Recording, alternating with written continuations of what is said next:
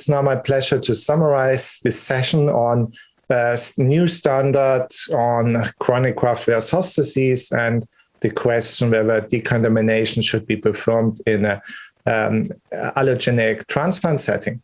With regard to chronic graft-versus-host disease, it's clear that the last 3 years permitted a major progress in treatment of chronic graft-versus-host disease. We have now 3 agents approved for the use, FDA approved, not EMA approved, for the use in treatment of chronic graft-versus-host disease.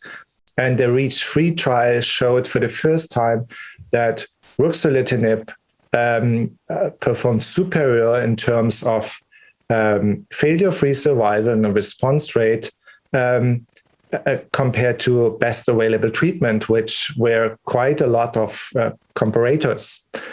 Hilde Kreinix and Steve Pavletic summarized the pros and cons, whether Ruxolitinib is now, based on the REACH3 trial, the new standard of treatment. And the pro is clearly that this Ruxolitinib has been shown to perform superior in a Phase III trial, which is the largest trial which we ever performed and is approved in this indication.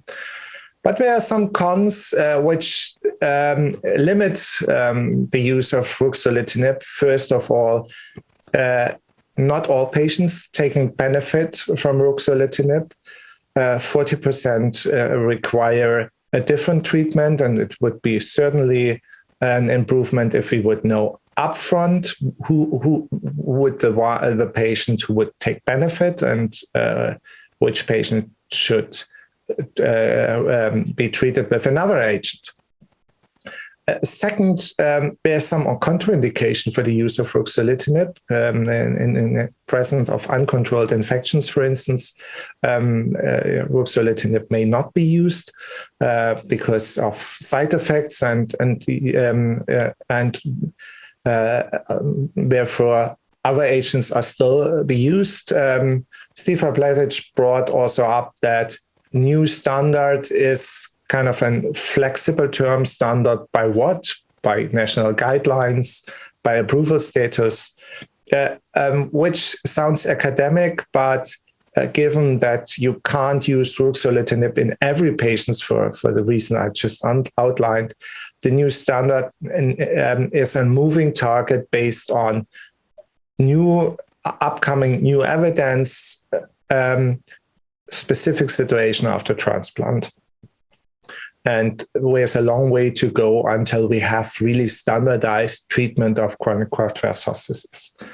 Having said that, I just want to emphasize again that the REACH3 trial surely provided us with a significant benefit in terms of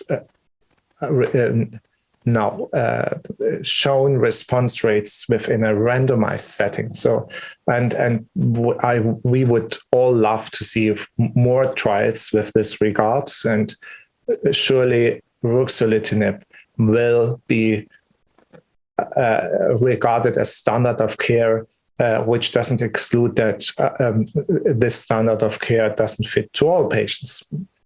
And it's a current standard of care, and as soon as our evidence comes up, those national, international guidelines, and including the standard of care, needs to be reevaluated.